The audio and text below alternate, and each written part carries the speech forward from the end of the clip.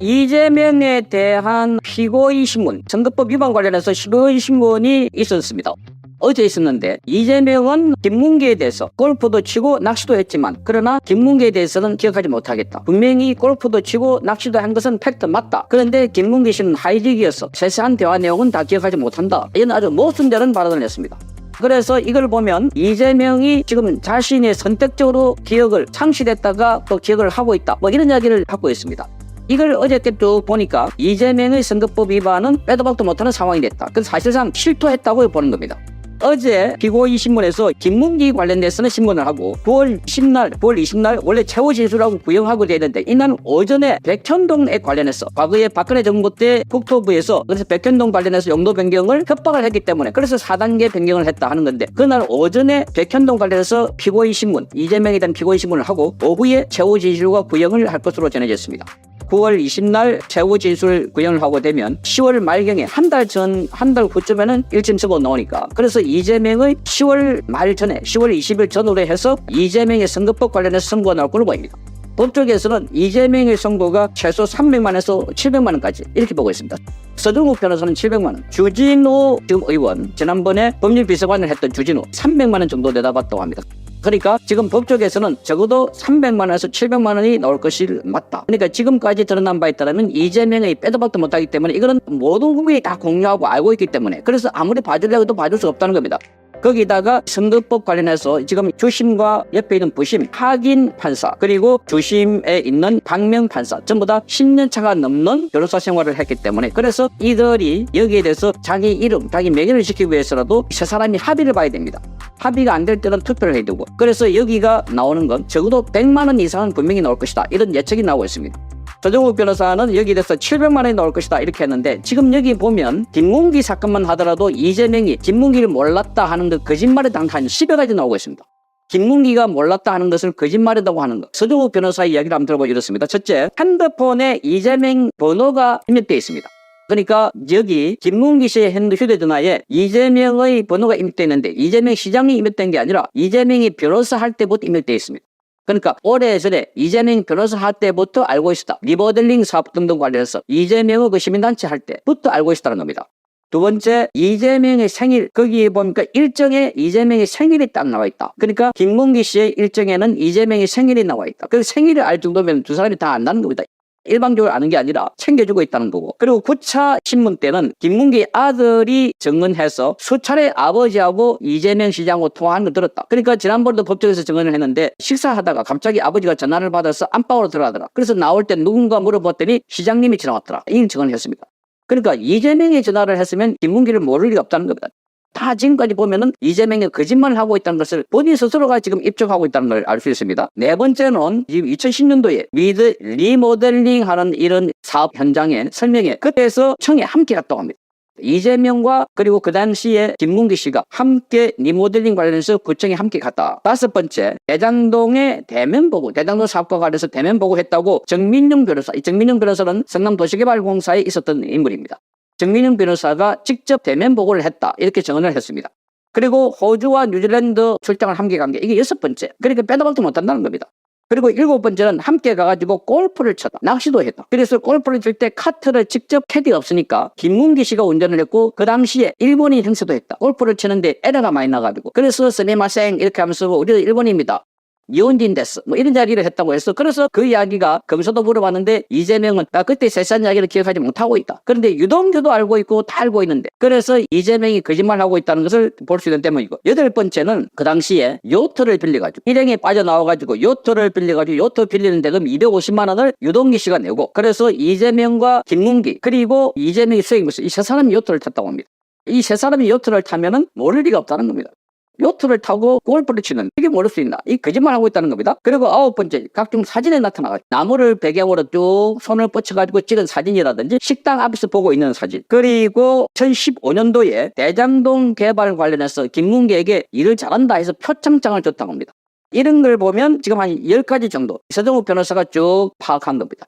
이 리스트를 보면 이재명이 김문기를 몰랐다는 것은 말짱 거짓말이다. 그러니까 이재명이 얼마나 거짓말을 능수능란한 것을 잘 보여주는 대목이. 그러니까 이재명은 골프를 친 것도 이제 증거가 나오니까 사진이 있으니까 골프를 친 것도 팩트 같고 그리고 여기 낚시를 간 것도 팩트인 것 같은데 그런데 김문기는 잘 모른다. 하이지급하고 세시한 대화를 하지 않는다. 채통이 있어서 채통을 지키기 위해서라도 그렇다. 이런 말을 하고 있습니다.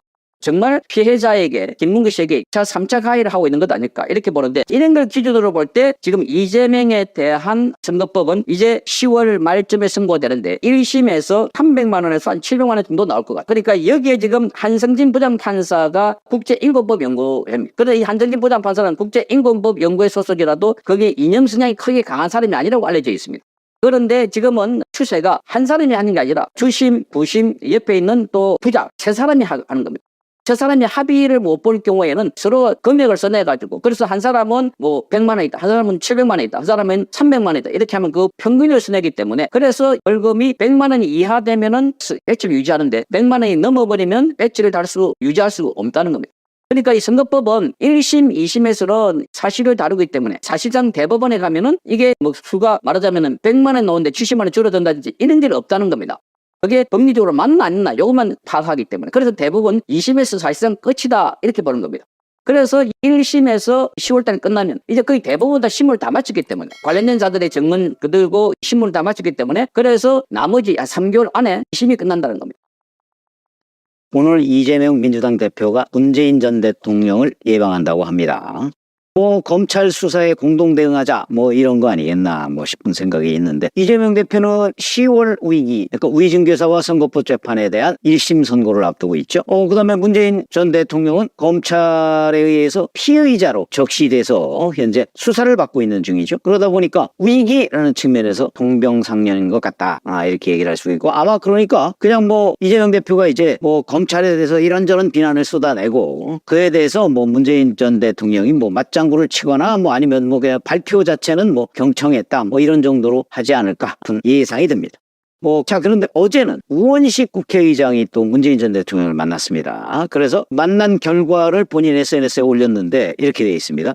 양산에서 뵙고 왔다. 그러면서 한반도 평화와 위기, 기후위기, 의료 공백 등에 대해 말씀을 나눴다. 최근 검찰의 모습에 국민들도 걱정이 크다는 말씀을 드렸다. 여기에서 얘기하는 국민이 뭔지 모르겠습니다. 국민은 아마도 민주당 지지층을 얘기하는 거겠죠. 국민의힘 지지층은 문재인 전 대통령 조사에 대해서 걱정 안 합니다. 걱정 안 하고 철저하게 밝혀라 이렇게 생각하고 있을 거고요. 중도층은 뭐 좀 나눠지겠죠. 근데 이에 대한 문재인 전 대통령의 반응에 대해서 경청했다 그냥 이렇게만 얘기 나왔어요. 경청해. 그러면 문재인 전 대통령은 왜 이런 우원식 국회의장이 이렇게 검찰의 모습에 걱정하는 모습을 보였는데 그에 대해서 왜 경청만 했을까? 본인이 받고 있는 혐의 내용에 대해서 좋은 기회니까 우원식 국회의장한테 설명을 하거나 해명을 하면 충분할 일을 하지 않는다. 문재인의 딸 문다의 X 옛날 트위터라는데 최근에 글을 올려서 가족은 건드리는 게 아닌데 이러면서 우린 경제 공동체가 아닌 운명 공동체다 이렇게 얘기를 했습니다. 그 다음에 문재인의 복심이라는 윤건영 의원 얘기하는 거 보면 통화를 했거나 아니면 직접 만났거나 한 것으로 보이는데 지난 2일이죠? 2일인가 3일인가 MBC 라디오에 나와서 사위 취업 의혹은 2018년 일이고 입금은 2020년 퇴임 이후이자 딸과 사위가 이혼한 뒤다. 취업과 입금의 연결고리에 대한 시기가 전혀 안 맞는다 이렇게 주장을 했고요. 그 다음에 김정숙 여사 5천만 원 보자기로 싸서 이런 부분에 관해서 당시 보수 유튜버들이 평산마을을 둘러싸고 있어서 출입이 어려웠던 상황이라 절친한테 은행 심부름을 부탁했고 입금하면서 김정숙 이름을 넣으라고 했다. 그걸 사위 취업과 연결시켜서 뭐가 있는 것처럼 하나로 묶어내는 게 논두렁식의 사건 같다. 그 다음에 출판사 디자인 비용 2억 원 2억 원에 5천만 원을 출판사가 빌려줬다 이렇게 조설구에 한번 난 적이 있었죠. 그 부분도 대통령 퇴임 이후부터 다혜 씨와 그 출판사가 대통령과 관련된 여러 가지 이벤트와 기획 과정에서 나왔던 거래인 것 같다. 이게 채용 의혹과 무슨 관련이 있느냐 이렇게 얘기를 했습니다.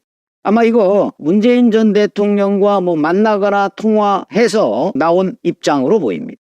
그런데 이거는 제가 말씀을 드렸듯이 문재인 전 대통령 뇌물 혐의의 본질이 무엇이죠? 본질은요, 문재인이 이상직 전 의원한테 중소벤처기업진흥공단 이사장 자리를 2018년 3월에 주고, 이상직은 그 대가로 문재인의 사위 서 씨를 본인 소유인 타이스타젯 전무로 취업시켜주고, 이렇게 대가성이 있고, 그러니까 이상직이 문 사위를 취업시켜주니까 문이 그동안에 딸 부부한테 주던 생활비를 안 줘도 된다. 그러니까 그만큼의 경제적 이득을 가져간 것 아니냐. 이게 본질이거든요. 이게. 그러면 이게 성립하려면, 이런 검찰의 가설이 성립하려면 문재인, 문다혜 여기가 경제공동체여야 된다는 거예요. 그러니까 문재인의 지갑이 곧 문다혜의 지갑이다. 그러니까 만약에 문다혜한테 또는 문의 사위, 그 가족이니까 거기에 월급을 주는 거는 곧 문재인 가족한테, 문재인한테 월급을 주는 거나 마찬가지. 이 논리입니다. 이게 경제공동체 논리거든요. 그걸 지금 입증해 나가는 과정입니다.